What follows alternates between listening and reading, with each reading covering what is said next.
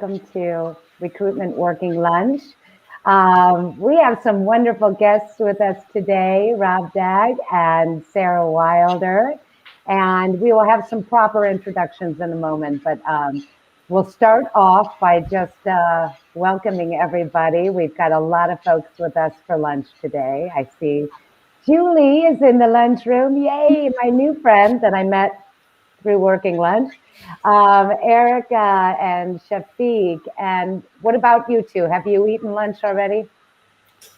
I've had a snack. I had a late breakfast. I had a bacon sandwich. I haven't had one for months. Ooh, a bacon sandwich. That sounds great. I will, I'm breakfast now, about 8 o'clock. So I'll have my apples afterwards. Louise is here. Stephen, my technical guru, is here. So as we are talking, Rob and Sarah, there are going to be people coming in. Erica's eating some Cadbury's Twirl Bites. Chocolate. Yeah.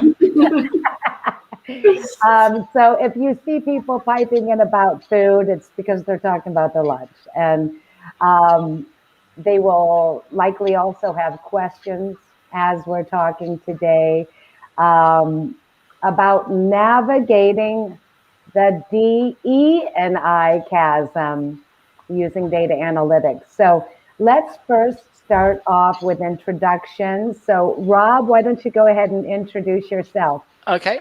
I'm Rob. I think most people will probably know me. It's kind of going through the names there. A lot of them look familiar. My name's Rob. I did 10 years of recruitment, talent acquisition, all agency side, all spectrums from perm to contracts. So I understand that part of the world pretty well.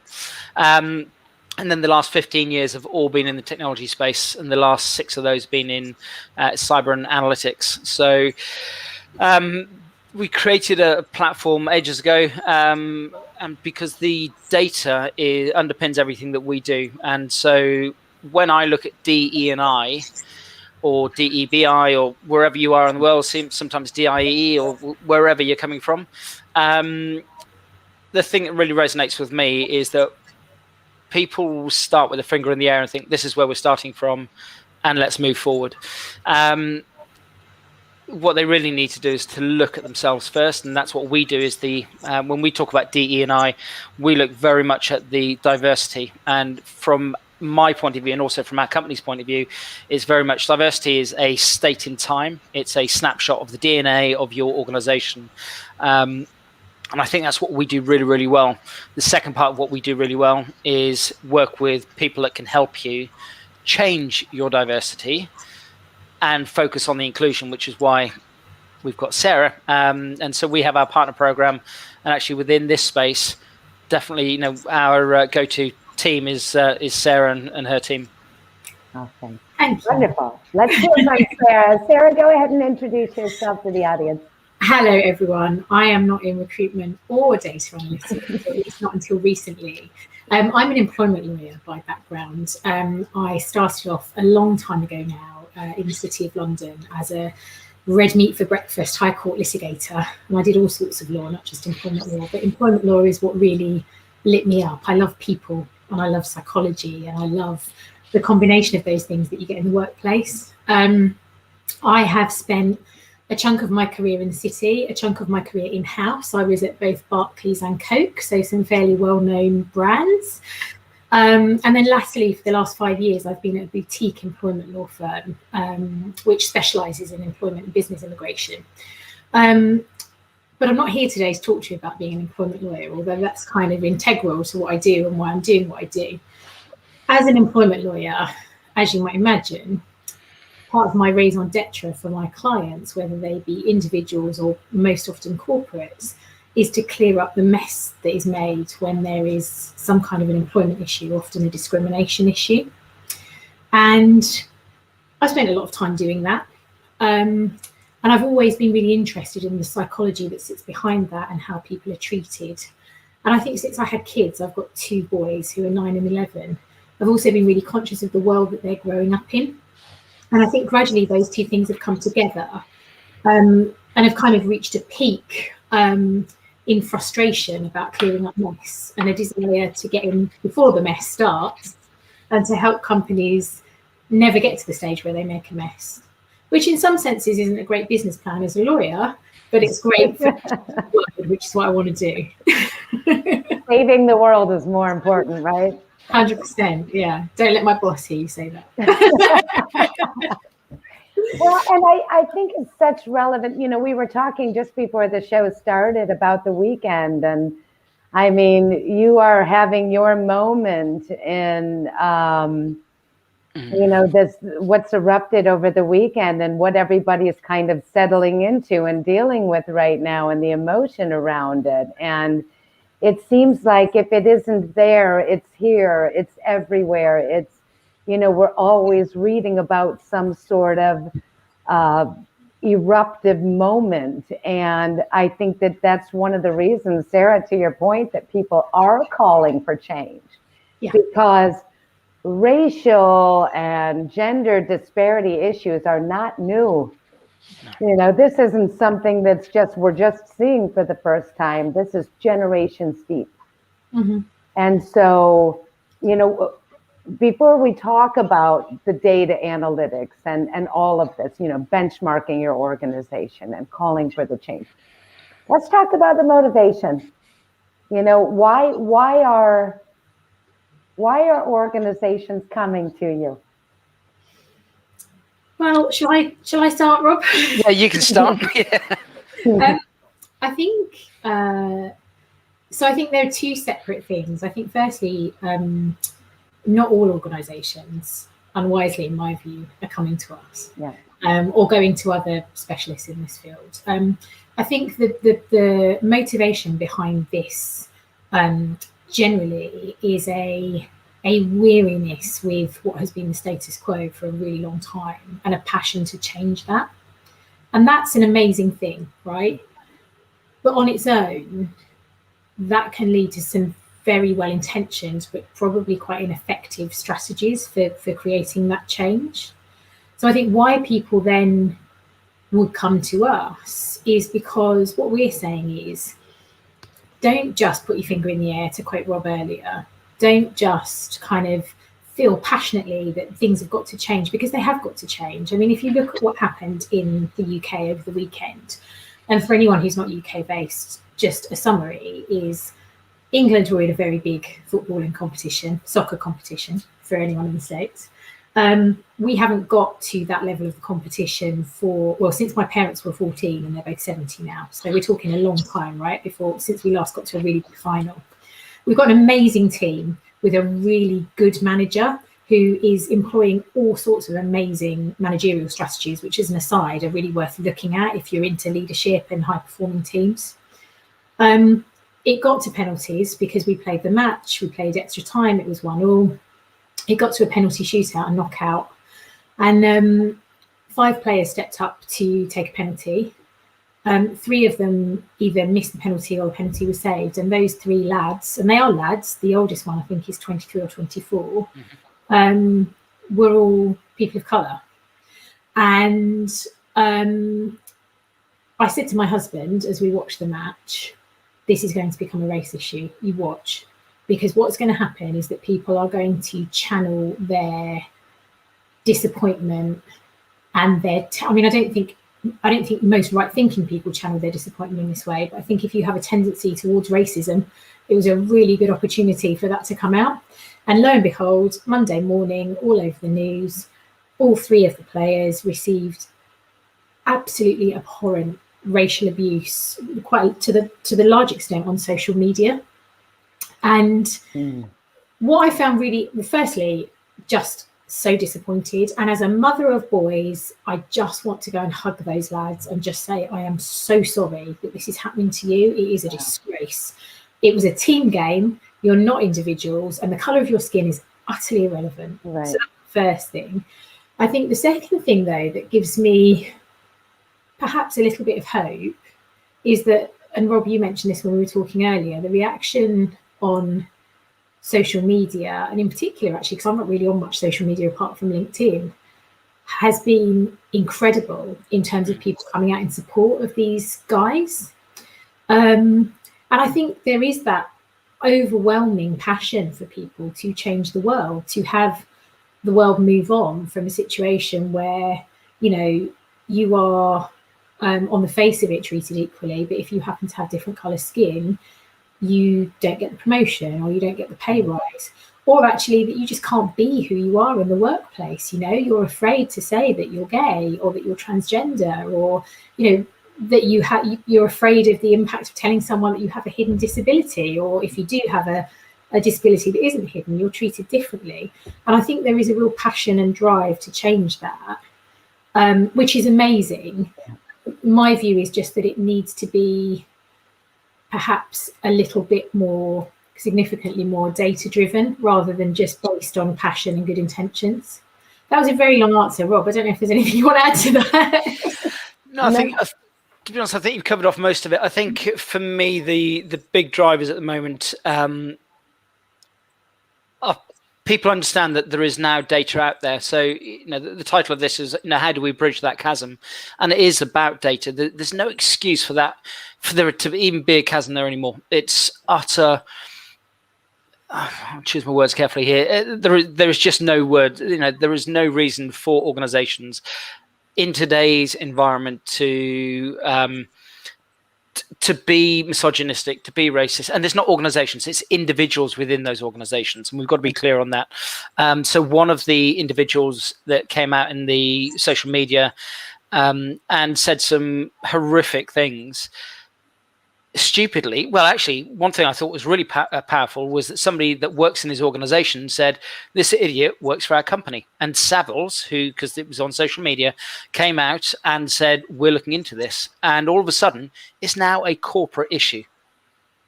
They're having to deal with that. They're having to deal with the fallout of that as well. So I think there's going to be some really interesting dynamics about how organizations change. But you can change the mindset internally by actually having a more inclusive environment. And, you know, unfortunately, we're not going to change everybody's mind overnight. So, you know, for me, quite often when people talk about unconscious bias training, I think, you know, the last thing you should do is turn around to a 45-year-old white guy who may be misogynistic or racist or whatever and say, let me tell you for half an hour why you're wrong. Great. 45 years of my cultural upbringing tells me that I'm right. Half an hour isn't going to correct me. So therefore, let's go back to the start. Let's start coaching kids. And going back to our earlier point of 9-year-olds, you know, kids don't see it this way. They are very much, you know, they will be shaped by their environment. So let's shape that environment for them in the positive manner. So organizations are going to have to come to people like Sarah to help them move the dial. They come to us to figure out where they're starting from. They have to come to others to then shift that. And that's why this kind of partnership works. You know, Rob, you had shared, I can't find the link. I hope that I will at least put it on our page later, but you had shared an article, and it was about your daughter. Yeah.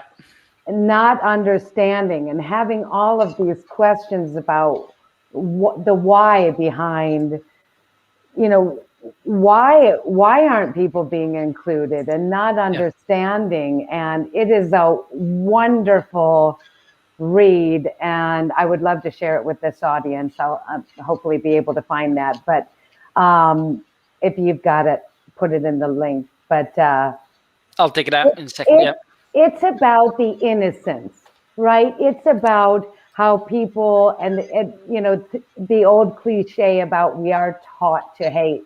We are taught to hate. We are. It's learned behavior. Yeah, it is definitely learned behavior. Yep. And when we were talking about this, and Sarah, you were saying your boys, the same thing. Well, why is this a problem? They just couldn't understand it. I was talking to my son, my younger son is the same age as Rob's daughter, and he came home from school having had quite an erudite conversation by the sound of it with his 9-year-old buddy about what's happened and about the racism. And he just said to me, I don't get it.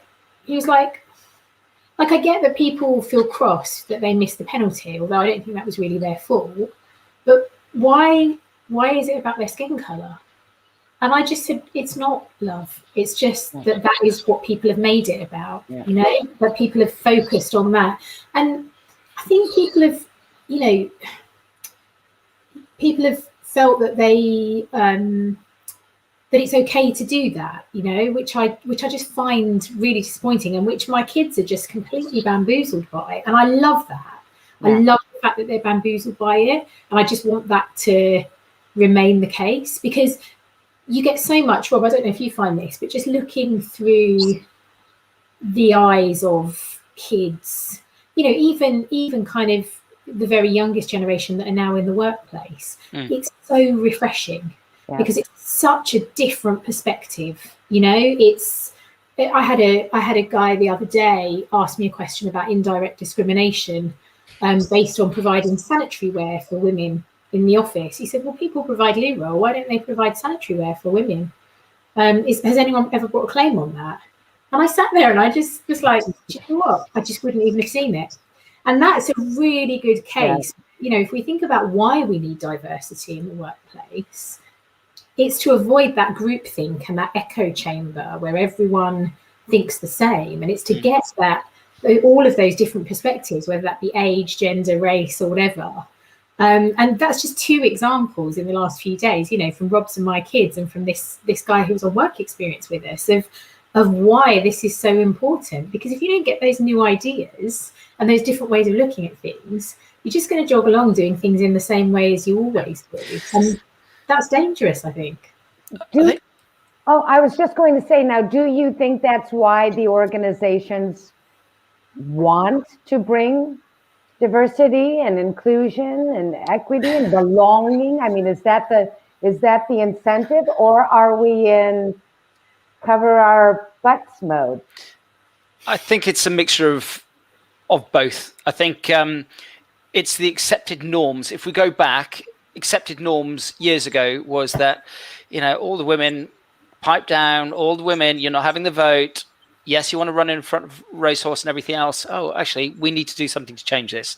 So people get the vote. We then get the social norms back in the 50s and 60s about racial inequality. And actually, America was on a completely different plateau to what was going on over here. And, you know, now it's unacceptable. The way that we educate people is completely different now to the way it was. So we always have these kind of what I would deem socially acceptable norms. Now what we've realized is that this is completely socially unacceptable.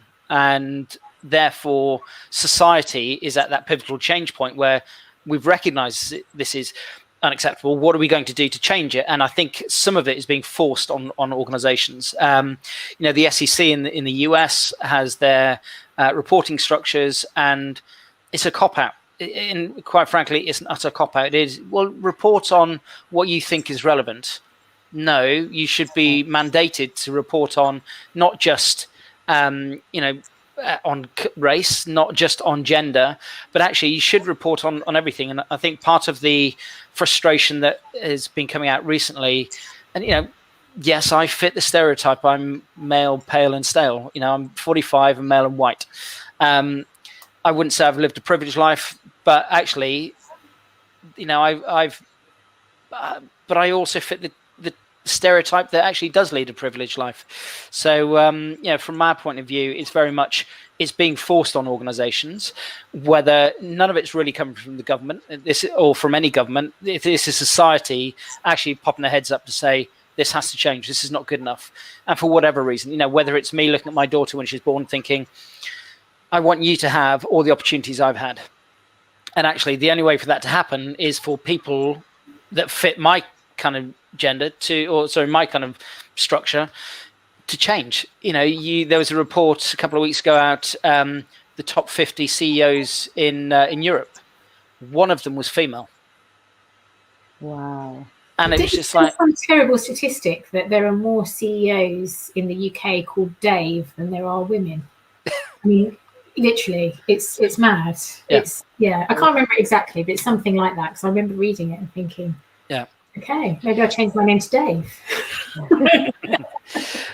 Well, you know, I think that is part of it, though, Rob. I mean, I think that people wanting the change is the only way the change comes about. You know, when I come in and I say, now from moving forward, you're going to think in this way, like to your point, that doesn't mean that you are now going to think that way.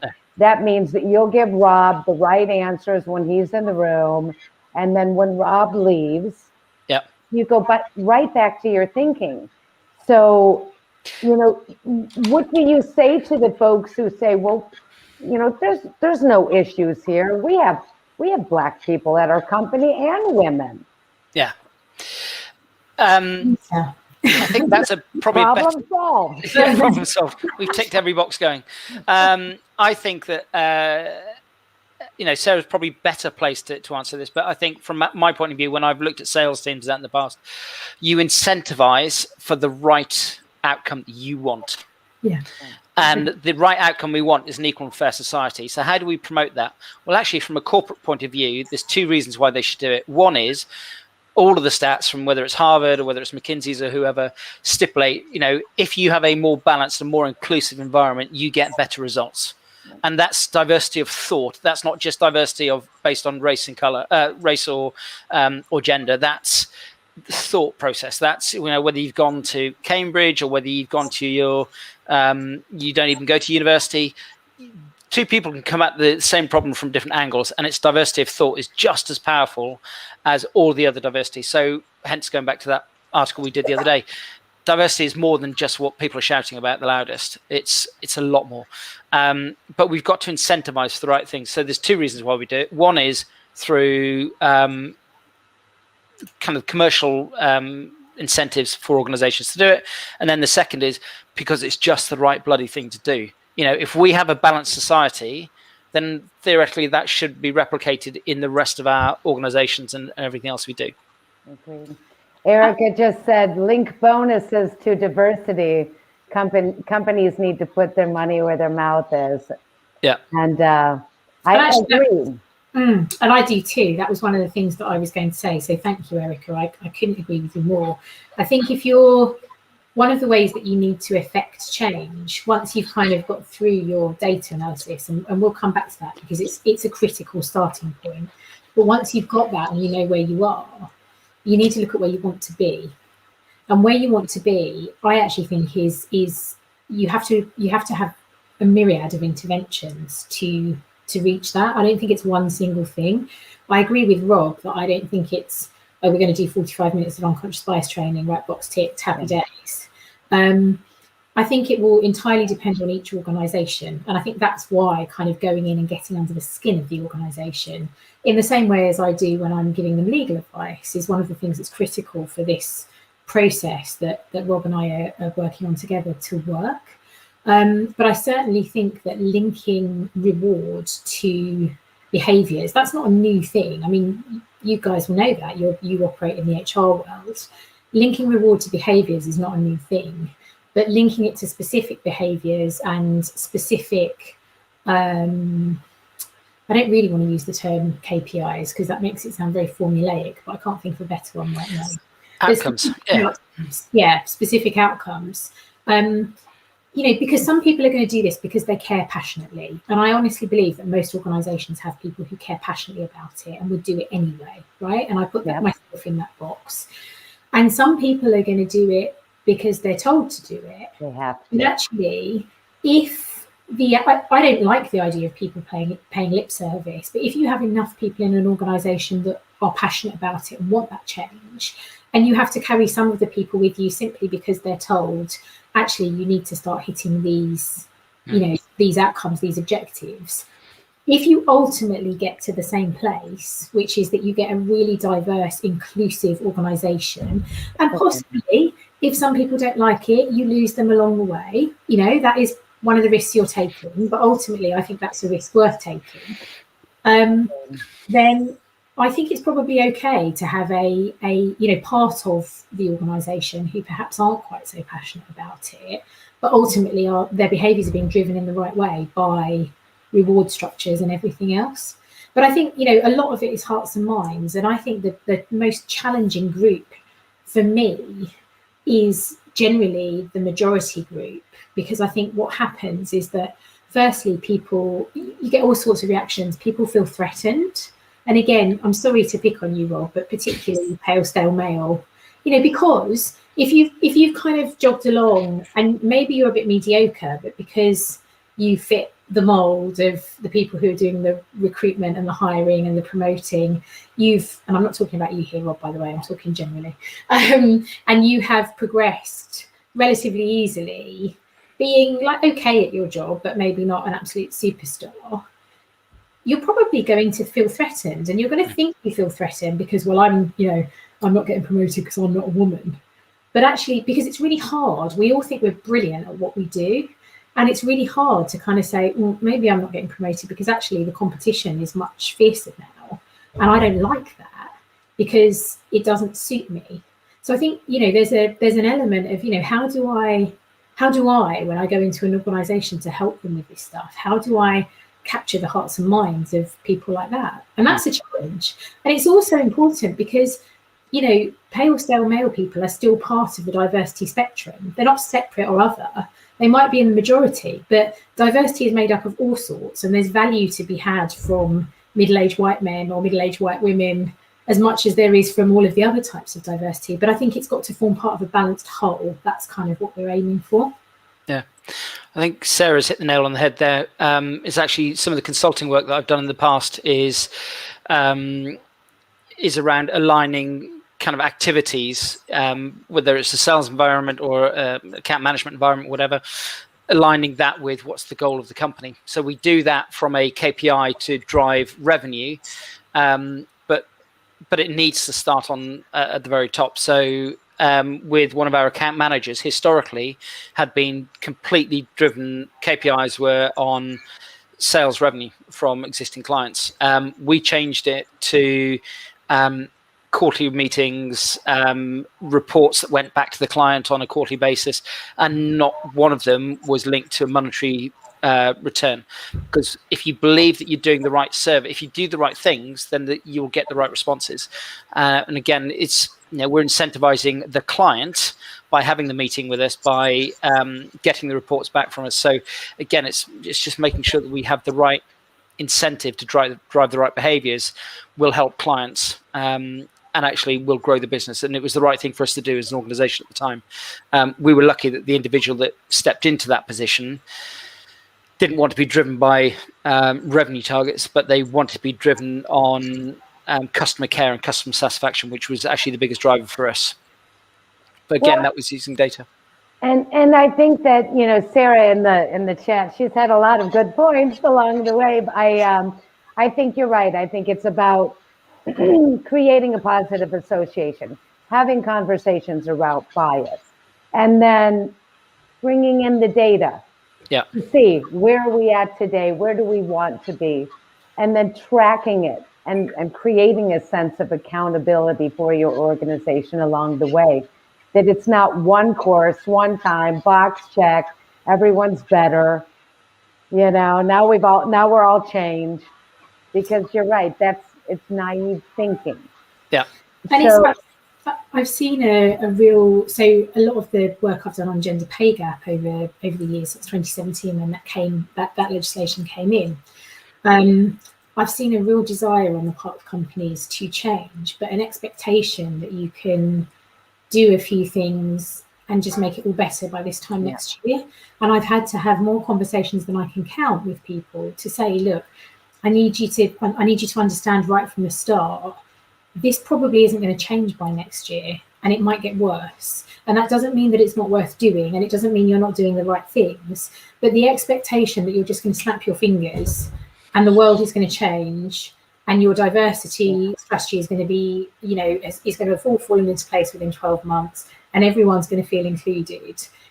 This is a long-term thing. Like I would say, this is a minimum of a 3-year plan. And actually, when I'm talking to organizations, I talk about a 3-year plan, but I actually talk about what do you want your organization to look like in 2030?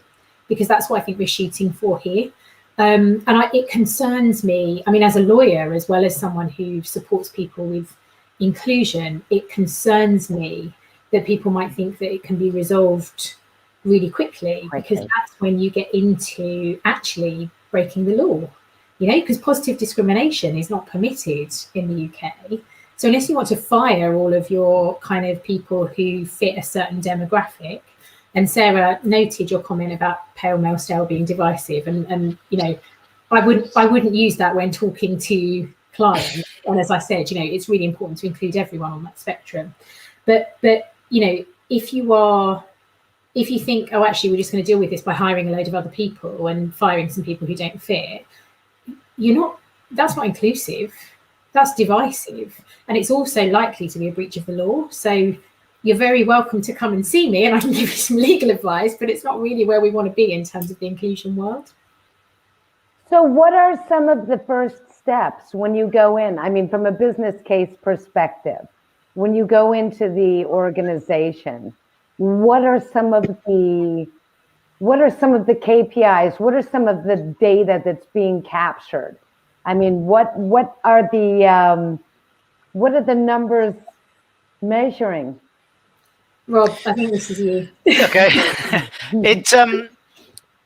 So different companies will do it different ways. We're teaming up with Sarah's organization for a particular offering that we're bringing to market.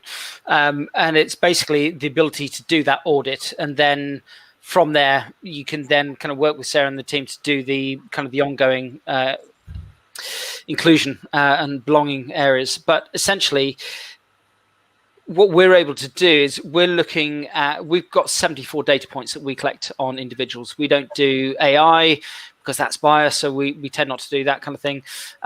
We don't do web scraping. What we're trying to do is to make sure that we are capturing data that is relevant for the organization. Now, it's depending what's relevant for that organization. I think when it comes to organizations going through that change and going on that journey, they will be more closely aligned with what Sarah and her team are doing as opposed to what we're doing. We're taking that snapshot up front, and we will use that metric against actually all of the data that we collect for recruitment firms, RPOs, as well as in-house teams across our kind of entire stack.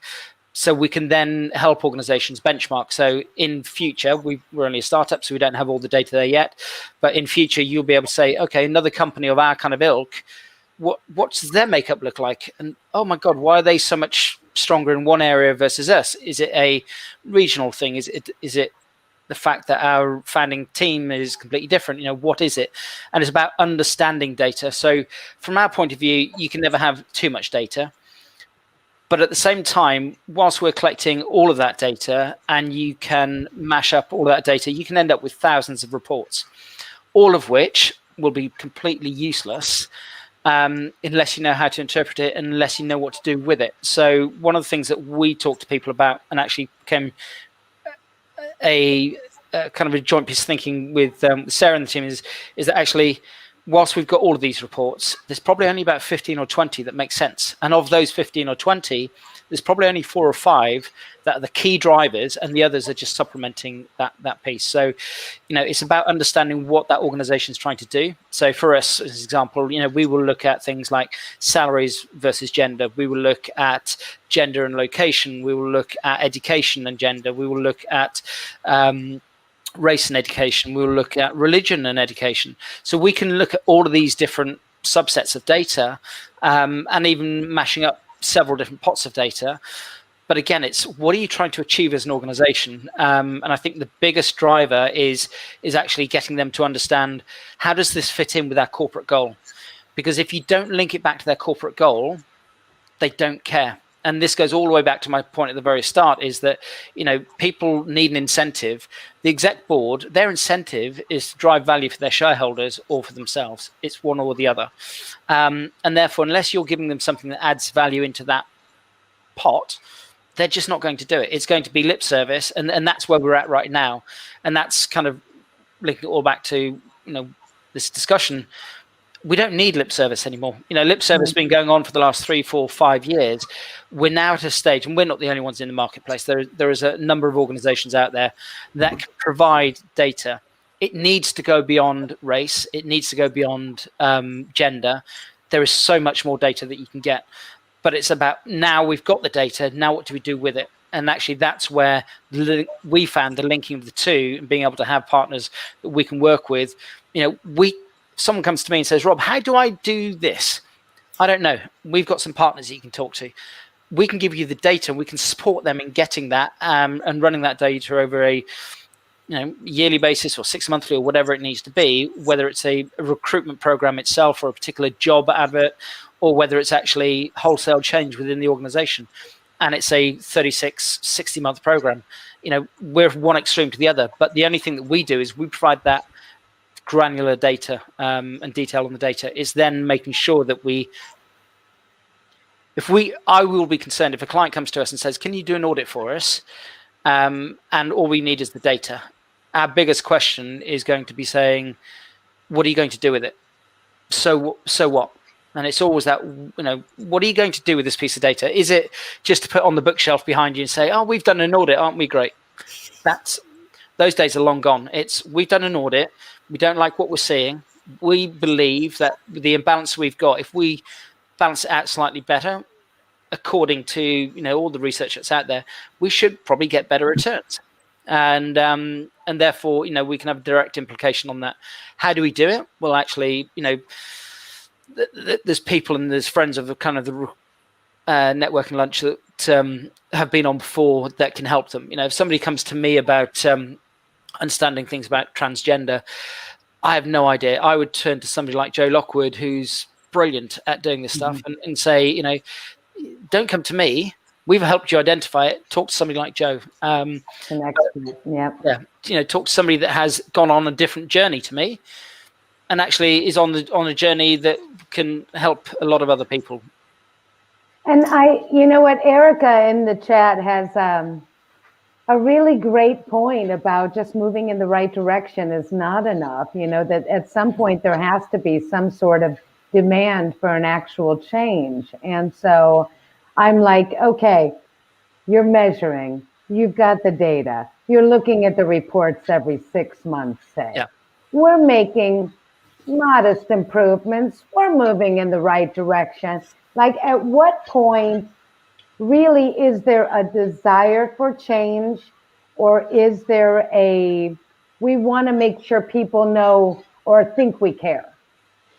Like, is there a passion for creating an environment of belonging, or do people just want to make sure they're not going to be sued? Yeah, and I think that's something that I've found really interesting since I've kind of moved into this space, because obviously my world kind of straddles both of these, right? As a lawyer on the one hand and someone who's passionate about inclusion on the other. So in terms of pace, I mean, how I manage this with clients, if I kind of talk you through in outline kind of how I've managed this with clients, because it's really interesting, right? I go into a client and they tell me what their goals are from an inclusion perspective. And Rob's right, they've got to also align to corporate goals. And if a company doesn't really know itself, if it doesn't really know what its values are and where it's going and what its mission is, that's quite a hard starting place. And I don't mean there from an inclusion perspective, I just mean generally, like what is the core of this company? So I think that's an initial question. And the next question is, well, what are your inclusion goals? And I'll listen to those goals and I'll kind of say, right, okay, that's great. Now we need to look at the data, because what tends to happen is that when we look at the data, the perception of what's needed is very often different in at least some ways to the reality. So if I talk about a client without naming names that I've been working with recently, three goals. I mean, my first bit of feedback as a kind of analytical lawyer was, I'm sorry, I don't even understand what the third one means. Like, it's beautiful words, but it's just kind of really woolly and makes me want to hug everyone, but I'm not really sure what it's going to achieve. So we started looking at data, and then I kind of came back and said, right, okay, this is really interesting. And there's so much you can get, from Rob's platform, which is amazing, but even things like looking at engagement surveys and things like that, a disparity. We've got 95% of people saying that they think this is a really inclusive place to work and they can bring their whole self to work. And yet only 75% of people feel that they can speak up about a problem. And so I'm kind of going, right, hang on, this does not tally up. So we look at the data and then we go back to the goals and we kind of say, right, now we know what the data says. Let's look at those goals again. And let's just kind of see, are those really the goals you need? Or are they just the goals that you think you need because they feel nice and you think that they're in areas that are of particular focus in the press or, you know, social media or whatever it is. And that's when we kind of work out the strategy for how we're going to deal with those goals. And that's multifaceted. And that could involve leadership coaching.